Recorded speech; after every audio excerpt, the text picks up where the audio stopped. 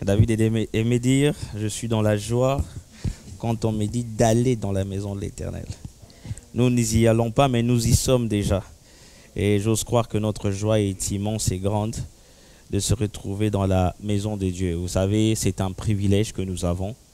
Souvent, quand nous obtenons des choses de la part de Dieu, nous pensons que ce sont des acquis. Ouais, trop souvent, c'est l'habitude au fait, qui tue un peu. Allez, cette grâce-là que nous avons reçue de la part de Dieu. À savoir, nous pouvons nous approcher du trône de la grâce. Nous pouvons nous approcher de Dieu et réellement d'être touchés par lui. Alors ce matin, j'aimerais nous inviter à ouvrir Ésaïe chapitre 55, le verset 1 à 2. Ésaïe 55.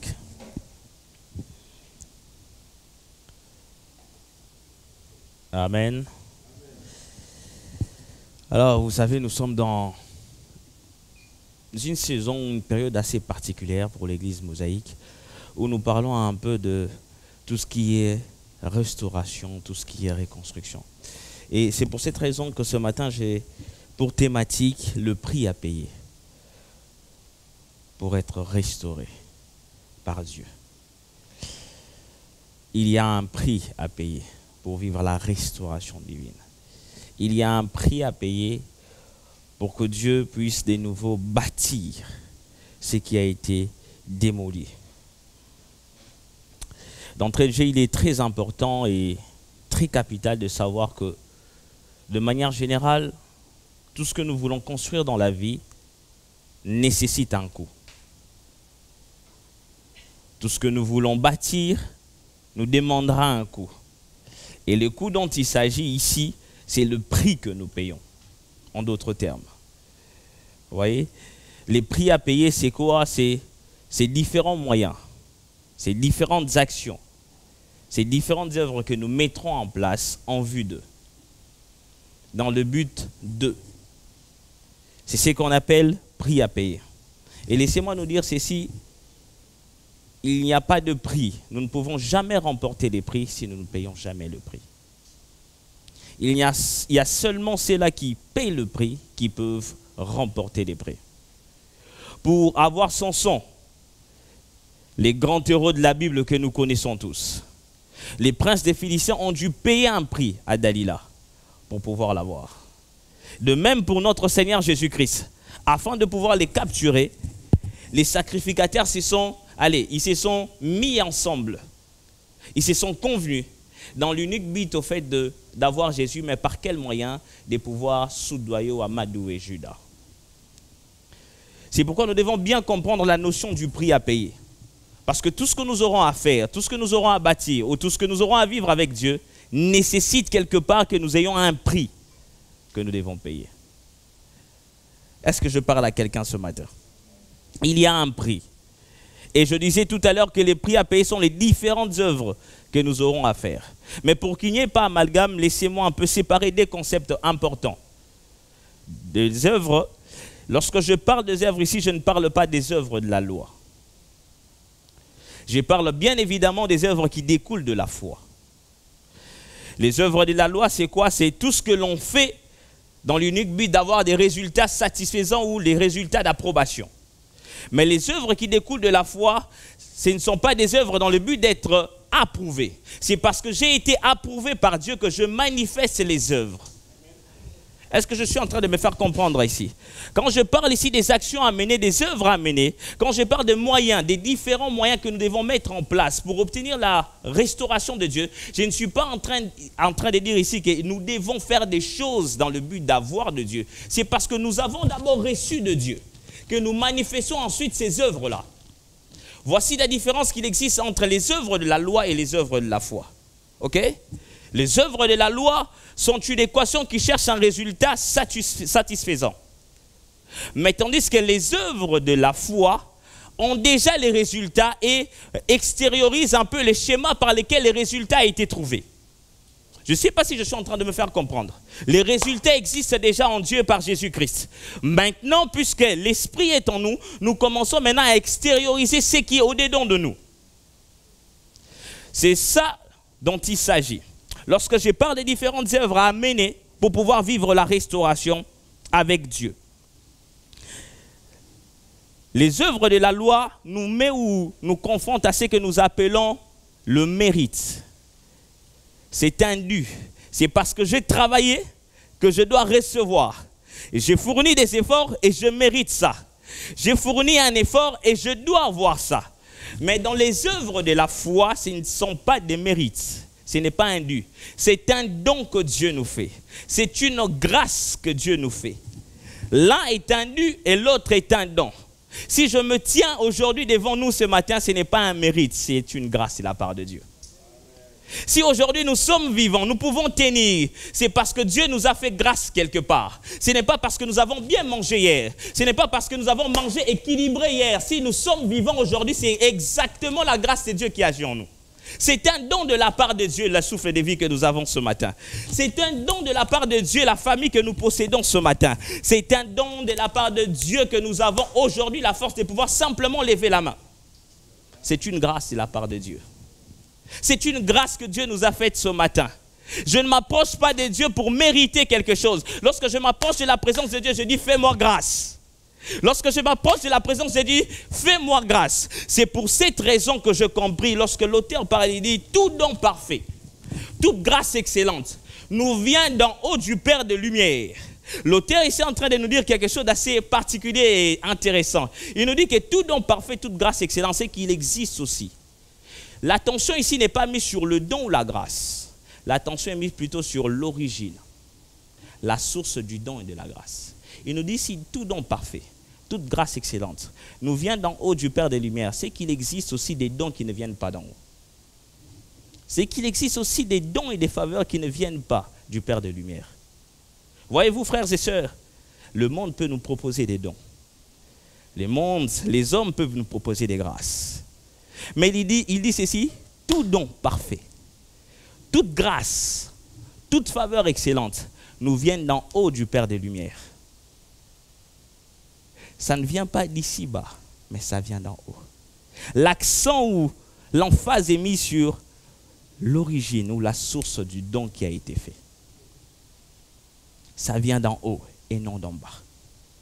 Ça ne vient pas de la terre, mais ça vient d'en haut. C'est que nous avons reçu de la part de Dieu, ça vient d'en haut. C'est que tu as aujourd'hui, la famille que tu as est un don qui vient d'en haut. C'est que tu as reçu, ces ministères-là viennent d'en haut. Ça ne vient pas de la terre, ça vient d'en haut. Tout don parfait et toute grâce excellente nous vient d'en haut du Père des Lumières. Mais il renchérit en disant en qui il n'y a ni ombre de variation, ni changement. Comme pour nous dire, la qualité du don dépend de la nature du donateur. Puisque le donateur est éternel, le don qu'il fait aussi est un don durable. La bonne nouvelle que je suis venu dire à quelqu'un ce matin, c'est que Dieu t'a donné est un don durable. Ce n'est pas un don qui a une date de péremption. Il dit tout don parfait nous vient d'en haut. C'est qu'il existe des dons qui ne viennent pas d'en haut mais qui ont une durée. Les hommes peuvent vous faire un don, mais un don d'une durée déterminée. Mais le don que nous avons reçu du Père de Lumière n'a pas de durée. C'est pour cette raison que la Bible nous dit, il nous a fait don de la vie éternelle en Jésus-Christ. C'est que nous avons reçu de la part de Dieu et établi par sa nature. Le don, la qualité du don est définie par la nature du donateur. Nous avons reçu un don durable. J'aimerais dire à quelqu'un ce matin, c'est que tu as reçu de la part de Dieu est durable. Ah, ça n'a pas une date de péremption. Ça n'a pas une date d'expiration. C'est que tu as reçu, la chose que tu as reçue de la part de Dieu est durable. Ah, ça ne s'arrêtera pas là, ça continuera parce que c'est durable et ça vient d'en haut. Ça vient de notre Dieu. Mais l'important n'est pas là. J'aime ce que Paul dit. Vous savez, étant humains, nous passons par des circonstances assez complexes, les uns comme les autres. Mais il est étonnant de savoir qu'à un moment donné, à une étape critique de la vie de Paul, Paul dit ceci, j'ai prié 3 fois le Seigneur. Guéris-moi de cette écharde. Bizarre et étonnant. La réponse que Dieu trouve juste à donner à son serviteur, ma grâce te suffit. Mais Seigneur, guéris-les quand même. Il dit non, Paul, ma grâce te suffit. Peut-être ce matin, nous sommes dans cette configuration où nous passons par des eaux agitées. Nous passons par des situations compliquées. Mais ce que Dieu veut te dire ce matin, en réalité, ma grâce te suffit. Tu te tournes vers le Seigneur, tu ne sais pas quoi faire. En train de pleurer, cette situation te dépasse et te surpasse. Tu ne sais pas voir l'issue des secours. Dieu te dit, ma grâce te suffit. Agité, troublé, Dieu te dit encore ce matin, ma grâce te suffit. Je ne sais quoi faire. Je suis en train de me poser des questions et me remettre en question. Dieu me dit, ma grâce te suffit. Je ne sais où aller. Les décisions à prendre sont tellement importantes. Je ne sais dans quelle direction aller. Dieu me dit, ta grâce, ma grâce te suffit ce matin. De quoi ai-je besoin ce matin? J'ai besoin de la grâce de Dieu. Paul a dit ceci. Dieu, il est en train de dire à Dieu, Seigneur, guéris-moi. Dieu dit, ma grâce te suffit. Parce que ce que la guérison ne peut pas faire, ma grâce peut le faire.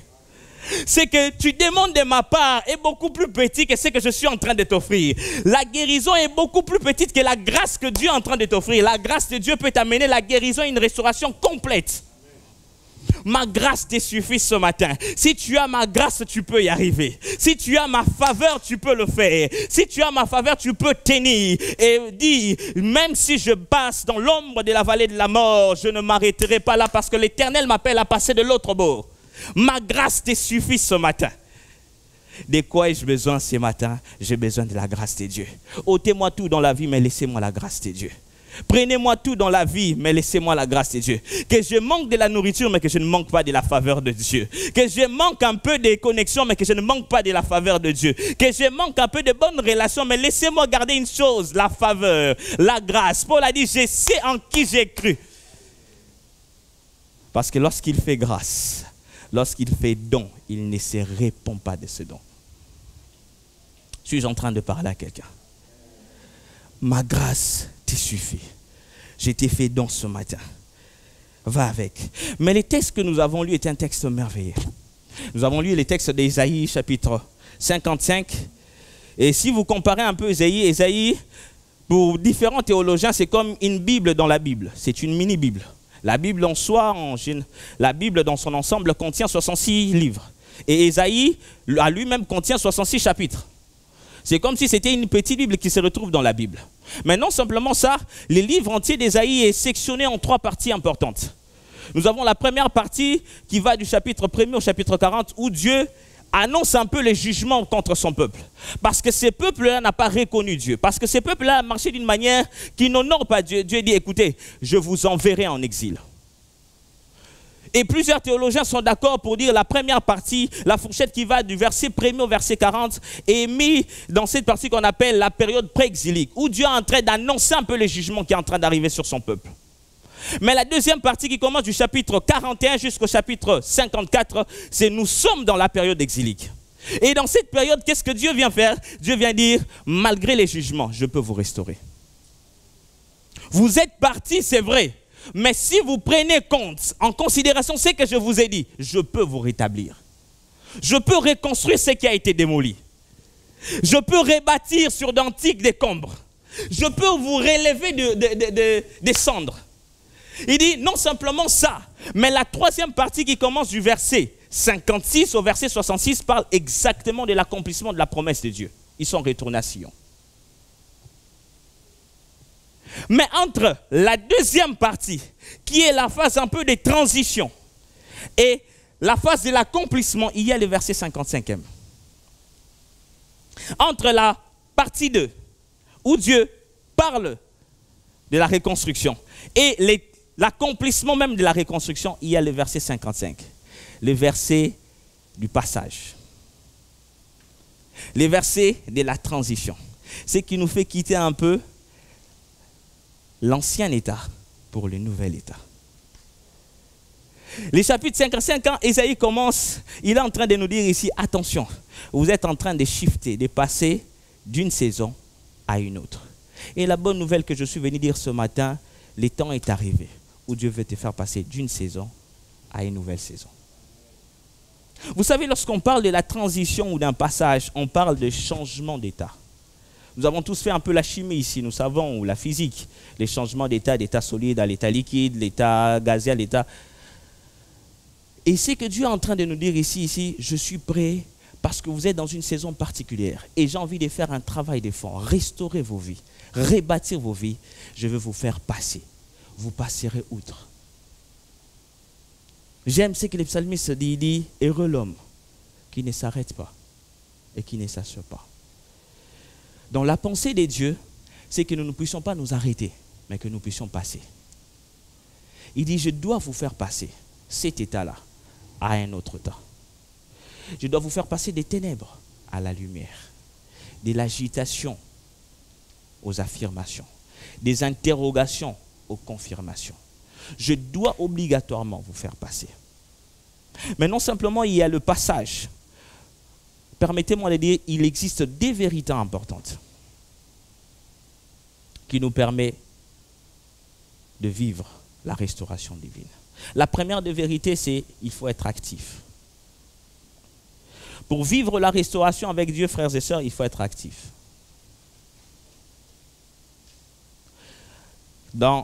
Qu'est-ce que j'aimerais dire en parlant d'être actif? J'aimerais nous faire comprendre qu'il y a une action de notre part à mener. Qu'il y a un travail de notre part à fournir. Voyez-vous, l'histoire avec Dieu n'est pas simplement l'histoire où Dieu fait tout, où nous nous croisons les bras. Nous devons, nous aussi, être des acteurs. C'est pour cette raison, la Bible dit, vous êtes co-ouvriers avec Christ. C'est-à-dire, il y a une part de Dieu, il y a ma part. Il y a ma part ce matin à faire. Savoir que la restauration complète de ma vie passera aussi par une action que je dois mener. C'est pour cette raison que Matthieu dit ceci dans Matthieu chapitre 16, que ce que vous lirez ici-bas sur terre sera lié là-haut dans le ciel. J'allais peut-être dire à Matthieu, écoute Matthieu, fais l'inverse. Tu as peut-être mal écrit ce verset. Il dit non, non, non, non. Ce n'est pas d'abord ce que le ciel lit qui s'est fait ici-bas sur terre. C'est ce que la terre lit que le ciel ira. Comme pour nous dire ce matin qu'il y a une action de notre part à mener. Et que l'action terrestre souvent précède l'action céleste. Pour que le ciel bouge dans votre vie, vous devez bouger, frères et sœurs. Pour que le ciel soit en activité, en mouvement dans votre vie, vous devez d'abord vous impulser le mouvement. Si vous croisez les bras, Dieu ne fera rien. Il y a certes la part de Dieu, mais il y a la part de l'homme. La part de Dieu, c'est d'exaucer nos prières, mais la part de l'homme, c'est de prier. La part de Dieu, c'est de te faire comprendre les Écritures, mais ta part à toi, c'est d'ouvrir la Bible et de la lire. La part de Dieu, c'est de te donner le moyen par lequel tu dois obtenir, mais ta part à toi, c'est d'arriver à te tenir devant ce moyen-là et l'exécuter. Dieu ne descendra pas faire toutes choses à notre place. La restauration, nous crions restauration. Nous ne verrons aucune restauration si nous croisons les bras. David dit ceci, avec Dieu, nous ferons. David, quelle est donc cette prétention? Nous ferons, non. Tu allais dire, avec Dieu, Dieu fera des exploits. Il dit, nous, moi et Dieu y compris. J'ai ma part et Dieu a sa part. Étudiant, tu veux réussir dans tes études, tu dois bosser, étudier tes cours. Dieu ne descendra pas. Vous savez, il y a des étudiants qui, je vais prier le Saint-Esprit, qui n'a pas du tout étudié toute l'année. Et à un moment, j'ai pris l'Esprit de Dieu. Oh Seigneur, montre-moi ce que le professeur peut donner comme pain. Il tombe. Ah, je crois que c'est ça. Tu t'apprêtes à échouer dans tes études. Tu dois bosser. Nous devons travailler. En tant qu'Église, nous avons notre part. Il y a des promesses pour cette Église. Il y a des grandes choses que Dieu va faire avec Mosaïque. Mais nous avons notre rôle à jouer. Il nous faut retrousser les manches et commencer à travailler. La deuxième des vérités importantes, et je crois qu'aujourd'hui nous nous arrêterons qu'à l'introduction et les dimanches prochains nous parlerons un peu de 5 clés qui nous permettent, d'ailleurs 10 clés, qui vont nous permettre de vivre la restauration complète. La deuxième des vérités importantes, attachée à cette notion ou à cette grande thématique du prix à payer pour vivre la restauration divine, c'est qu'il y a une proportion entre la préparation et la qualité de la restauration à vivre. On raconte une histoire, ça se passe aux États-Unis. Un jeune serviteur est allé voir son aîné, un ancien serviteur de Dieu, très connu. Il dit, écoute, prie pour moi, j'aimerais devenir comme toi. Tu as du succès dans ce que tu fais, tu as du succès dans... Vous savez, nous, lorsque quelqu'un a du succès dans une entreprise, nous allons directement, donne-moi les secrets, comment tu fais pour arriver à avoir le même résultat. Nous voulons les résultats, mais nous ne voulons jamais la préparation qui amène aux résultats. Cet homme de Dieu a commencé à prier pour lui, il dit, écoute, je vais prier pour toi. Il a commencé, Seigneur, bénis-le, qu'il ait un grand ministère, qu'il avance, qu'il... Il est en train de tripler, amen, amen, amen. Il était enthousiaste, amen, amen. À un moment donné, l'homme de Dieu s'arrête, il commence à dire, Éternel, fais-les passer par les chemins par lesquels je suis passé. Le gars a commencé à bouder. Il a dit non, au nom de Jésus, sans effet. Oh.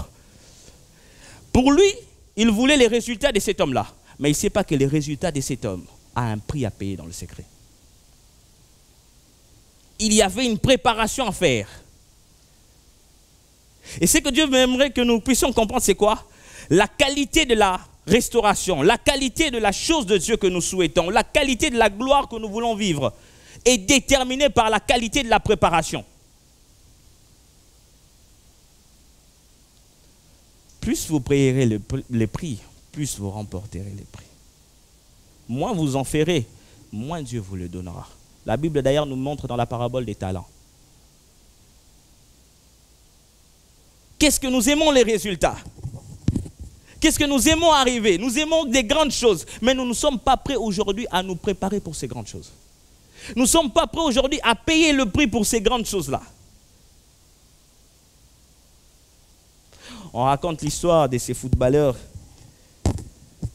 Cristiano Ronaldo. Ses coéquipiers disent ceci, lorsqu'ils finissent l'entraînement collectif, il est le seul qui reste sur le terrain. Il continue encore à s'entraîner. Il s'entraîne encore. Il s'entraîne plus que ses coéquipiers. Et je ne suis pas étonné que cet homme-là soit le meilleur. Et je ne suis pas étonné que cet homme-là nous gratifie des très beaux gestes.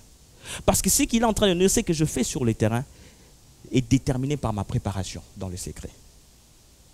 Tous les beaux gestes que j'ai faits devant les publics, c'est dans les secrets que j'ai appris à les faire. Sommes-nous des hommes et des femmes qui passent du temps dans les secrets à travailler? Ou voulons-nous aller, qu'on nous voit?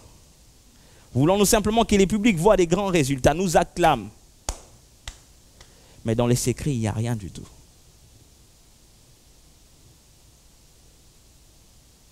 Dans les secrets. Avant de se présenter devant Akab, avant d'ailleurs de se présenter devant les prophètes des Baal, cet homme-là a pris du temps dans les secrets pour se préparer. Il n'y aurait sûrement pas de confrontation et la gloire pour restaurer Israël si cet homme-là, Élie, n'avait pas pris le temps de se préparer dans les secrets. Dieu nous appelle dans les secrets. Sommes-nous une église qui passe du temps dans le secret avec Dieu? Sommes-nous aujourd'hui des hommes et des femmes qui plient les genoux devant Dieu dans les secrets, qui intercèdent pour cette église? Seigneur, fais grâce à cette église. Seigneur, tel domaine ne marche pas, nous voulons voir ta gloire. Nous voulons vivre une restauration. Certes, nous crions ici, et Seigneur, nous voulons que les choses bougent. Mais sommes-nous de ceux-là qui paient le prix dans le secret? Sommes-nous de ceux-là qui se tiennent là, Seigneur, je ne bougerai pas d'ici si les choses ne changent pas. Anne avait compris ça. Elle a dit, si les choses doivent bouger devant Pénina, il faut que je passe du temps dans les secrets devant Dieu.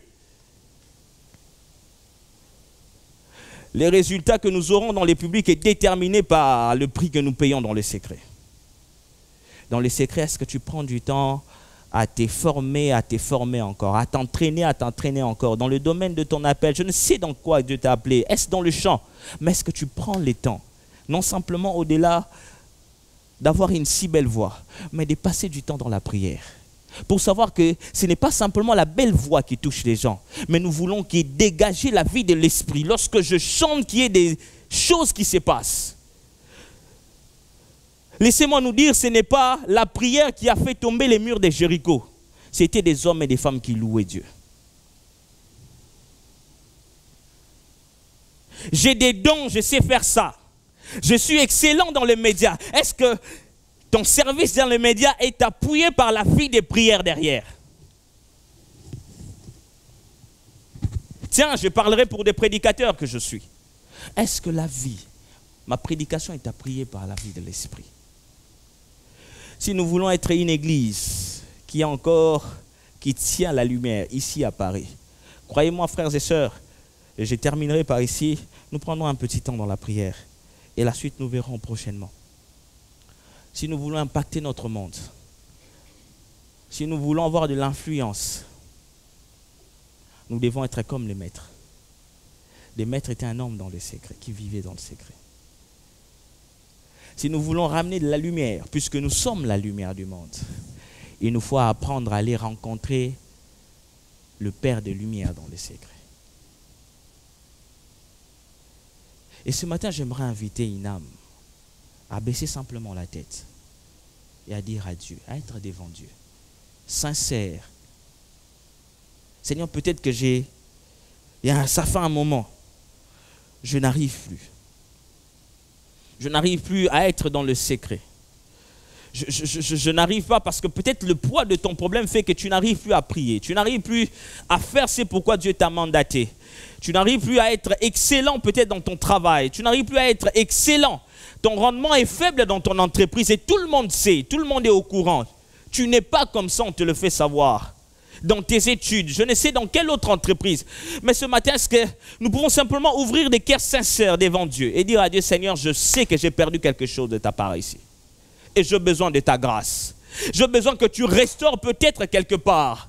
J'ai peut-être été confronté à une situation qui a laissé des marques, des traces dans mon cœur, qui fait que je n'arrive plus à m'avancer devant toi. Je n'arrive plus à donner le meilleur de moi dans cette entreprise. Seigneur, aide-moi ce matin. Y a-t-il quelqu'un ce jour qui veut faire cette prière avec moi? Si tu te reconnais, tu peux simplement de là où tu es lever la main.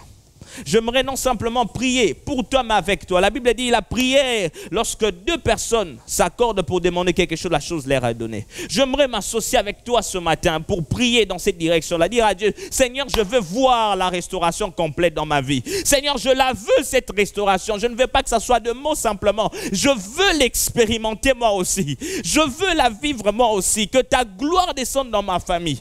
Que ta puissance descende dans mon église. Oui, nous voulons vivre quelque chose de particulier ici à Mosaïque, que Dieu puisse nous inonder de sa gloire, que les flots de l'Esprit puissent descendre sur nous, nous embraser de nouveau afin que nous soyons une église qui porte le nom de Jésus plus haut et plus loin. Nous avons besoin de gagner cet arrondissement, gagner Paris. Il nous faut que l'Esprit nous restaure. Sans l'aide de l'Esprit, nous ne pouvons pas y arriver. Est-ce que quelqu'un ce matin a-t-il la soif de dire à Dieu, je la veux moi aussi. Je veux cette chose-là, Seigneur. Oui, je veux que tu puisses débarrasser toute forme de barrière qui m'empêche d'aller dans ta présence parce que je veux, oui, te rencontrer là parce que c'est là que des choses se passent. C'est dans ta présence qu'il y a des transferts, qu'il y a quelque chose de particulier qui se passe.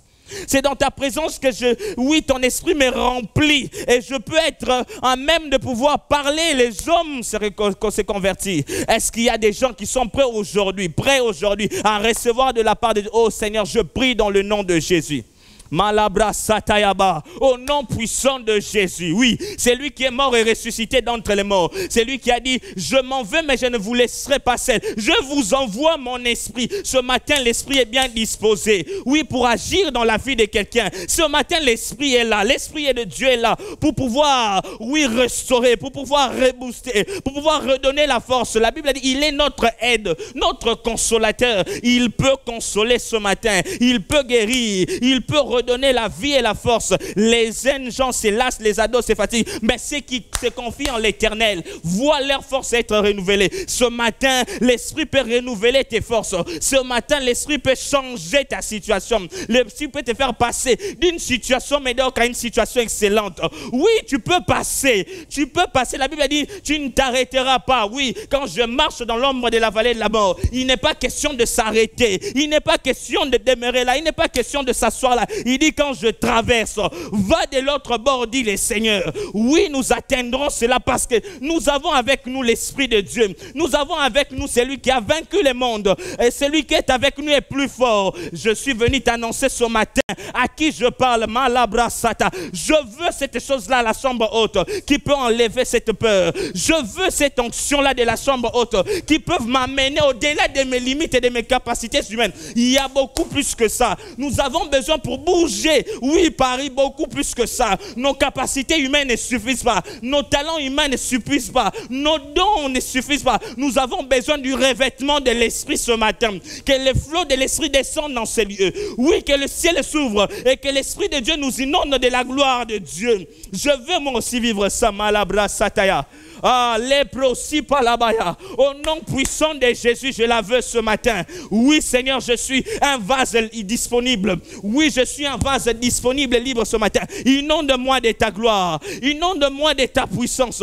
Inonde-moi de ta présence. Inonde-moi de toi, Seigneur. Parce que je veux être un instrument utile entre tes mains. Je veux être un instrument utile entre tes mains. Alléluia. Il n'y a que dans les mains du Seigneur que nous devenons utiles, que nous devenons productifs, que nous devenons rentable pour le royaume. C'est ce que nous voulons pour Mosaïque au nom puissant de Jésus. Seigneur, fais-le. Mon frère et ma soeur te prient ce matin, je te prie avec eux. Seigneur, accomplis cela. Ah, si tu nous embrases, nous pouvons embrasser.